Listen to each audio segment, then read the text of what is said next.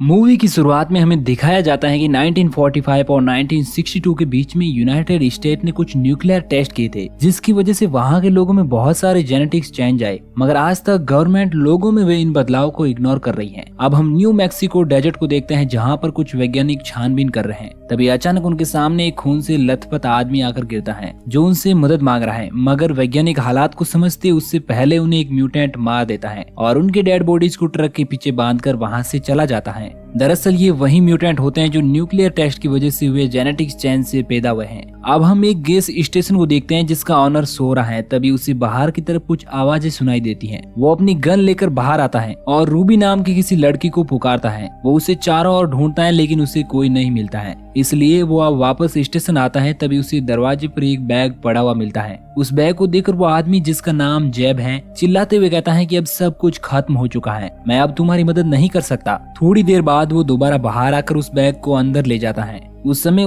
कोई उसके पीछे से गुजरता है। जब वो बैग को खोलता है तो उसमें काफी सारी एक्सपेंसिव चीजों के साथ साथ एक बॉक्स में किसी का कटा हुआ कान होता है। एक पर्स में एक लड़की का फोटो भी होता है। इसका मतलब ये बैग और कटा हुआ कान उस फोटो वाली लड़की का है। और जैब उन म्यूटेंट के लिए लोगों को उनके जाल में फंसाता है और उसी के बदले में उसे ये एक्सपेंसिव चीजें मिलती हैं। अब स्टेशन के बाहर एक गाड़ी आकर रुकती है। उसमें एक फैमिली होती है जो सैंटिंगो जा रहे हैं। उस फैमिली में आदमी का नाम बॉब होता है और उसकी वाइफ का नाम एथल है। साथ ही उनके 3 बच्चे हैं जिनका नाम ब्रेंडा, बॉबी और लीन होता है।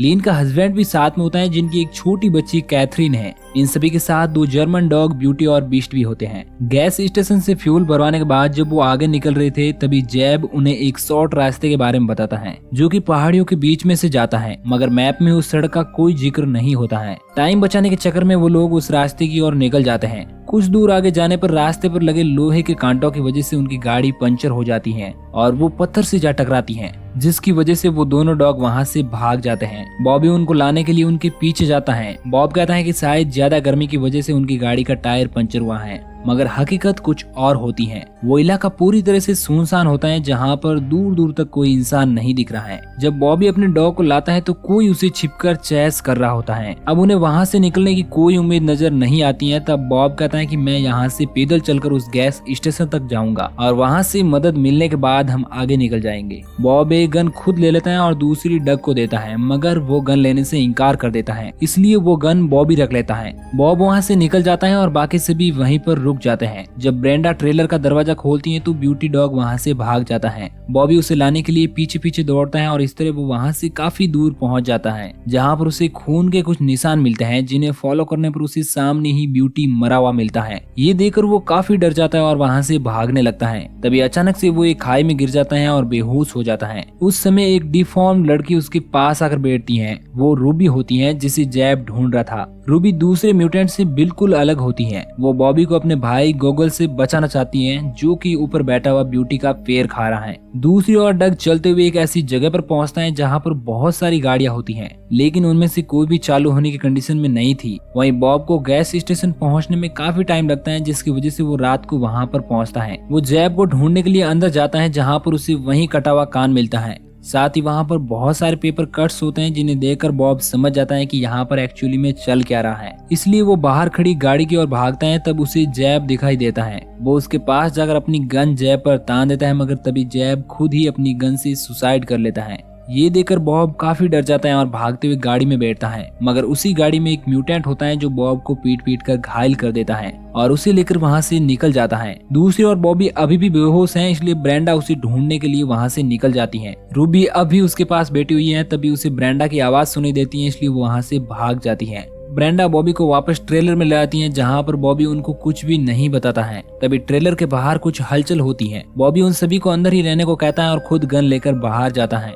वहां पर डग होता है जो उसे बताता है कि ये रोड कुछ ही दूरी पर आगे खत्म होती है, यहाँ पर कोई भी शॉर्ट रास्ता नहीं है, और कहता है कि अगर 12 बजे तक बॉब वापस नहीं आया तो हम सभी उसे ढूंढने जाएंगे। अब सभी लोग थक जाते हैं, इसलिए वो सो जाते हैं। डग और लीन कार में ही सोते हैं और बाकी सभी ट्रेलर में सोते हैं, मगर बॉबी अब भी जगा हुआ है। जब वो बाहर बीस्ट को ढूंढने जाता है तब उसकी आरवी में एक प्लूटो नाम का म्यूटेंट घुस जाता है, जो ब्रेंडा के गले को दबोच देता है। ये सीन बाहर खड़ा बॉबी देख लेता है, इसलिए वो डग और लीन को जगाकर सब कुछ बताता है।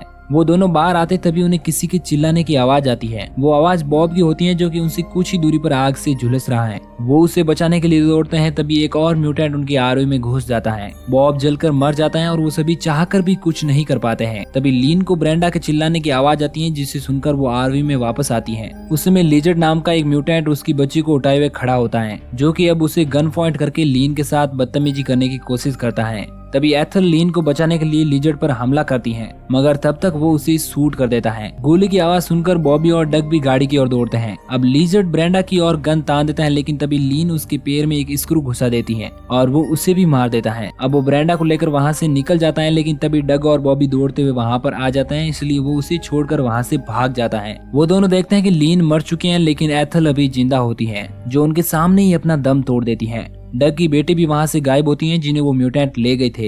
एक म्यूटेंट गोगल उन सभी पर नजर रख रहा था, तभी बीस्ट डॉग उस पर अटैक कर देता है। आरवी के हालात देख बॉबी काफी गुस्सा हो जाता है और उन म्यूटेंट को मारने के लिए बाहर जाने लगता है, मगर डग उसे समझाने की कोशिश करता है। तभी उन्हें बाहर से कुछ आवाजें सुनाई देती हैं। जब वो बाहर जाते हैं तो वो बीस्ट डॉग होता है, जो कि गोगल के एक हाथ को काट कर ले आया था। अब सुबह होते ही डग बीस्ट के साथ अपनी बेटी को ढूंढने के लिए निकल जाता है। बीस्ट उसे एक माइन के पास ले जाता है, जो कि उन सब म्यूटेंट का कब्रिस्तान है। माइन की दूसरी ओर बाहर निकलने पर उनको दूर से ही न्यूक्लियर धमाकों की आवाजें सुनाई देती हैं। दूसरी ओर ब्रेंडा और बॉबी म्यूटेंट को मारने के लिए ट्रैप बिछा रहे थे। अब चलते हुए बीस्ट और डग उस गांव में पहुंच जाते हैं, जहां पर ये सभी म्यूटेंट रहते हैं। उसे अपनी बेटी दिखती है, जो एक रूम में सोई हुई है। तभी वहां पर एक म्यूटेंट आ जाता है, लेकिन डग किसी तरह छिपकर उससे बच जाता है। अब जब वो घर के अंदर जाता है तो वहां पर एक और म्यूटेंट होती है, जिसका नाम बिग मामा है, और वो किसी तरह उससे बचते हुए रूम में जाकर अपनी बेटी को उठाता है, मगर तभी बिग मामा उसे पीटकर बेहोश कर देती है। जब डग को होश आता है तो वो अपने आप को एक फ्रीजर में पाता है, जिसके पास में बहुत सारे ह्यूमन बॉडी पार्ट पड़े हुए हैं। वो वहां से बाहर निकलकर चालाकी से आगे बढ़ता है, तभी उसे एक बिग ब्रेन नाम का म्यूटेंट पड़ा हुआ मिलता है,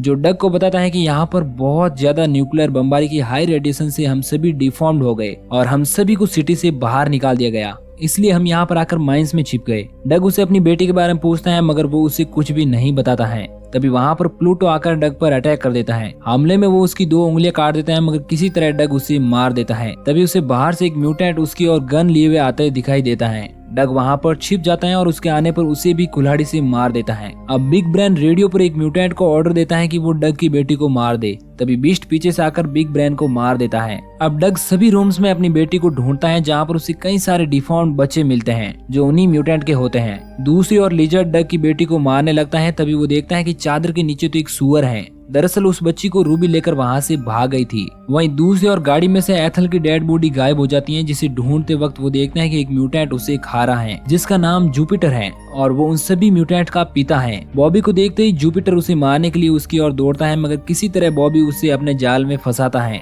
और जब जुपिटर ट्रेलर का दरवाजा खोलता है तो एक ब्लास्ट के साथ वो उड़ जाता है। दूसरी ओर रूबी डग के पास जाकर उसकी बेटी को उसे देना चाहती है, मगर तभी वहाँ पर लिजर्ड आकर डग पर हमला कर देता है। डग उसे अपनी गोली से शूट कर देता है और अपनी बेटी को रूबी से अपने पास ले लेता है। तभी लिजर्ड फिर से खड़ा हो जाता है, लेकिन इस बार रूबी दौड़ते हुए उसके पास जाकर उसे अपने साथ खाई में गिरा लेती है, जिससे वो दोनों मर जाते हैं। दूसरी ओर जुपिटर अभी भी जिंदा होता है, इसलिए ब्रेंडा एक कुल्हाड़ी से उसे मार देती है। तभी उन्हें डग आते हुए दिखाई देता है, जिसके साथ में बीस्ट और उसकी बेटी दोनों होते हैं। उसे देखकर वो दोनों काफी खुश होते हैं, मगर अभी उन सब पर किसी की नजर होती है, जो उन्हें छिपकर देख रहा है। और यहीं पर ये मूवी खत्म हो जाती है। लेकिन इस मूवी का एक और पार्ट भी है और इस स्टोरी को हम अगले वीडियो में कंटिन्यू करेंगे। तो कहानी के नेक्स्ट पार्ट का क्विक नोटिफिकेशन पाने के लिए इस चैनल को सब्सक्राइब करके नोटिफिकेशन बेल को ऑन कर लीजिए। बाकी मैं मिलूंगा आपको एक नए दिन नए वीडियो के साथ, तब तक के लिए बाय बाय।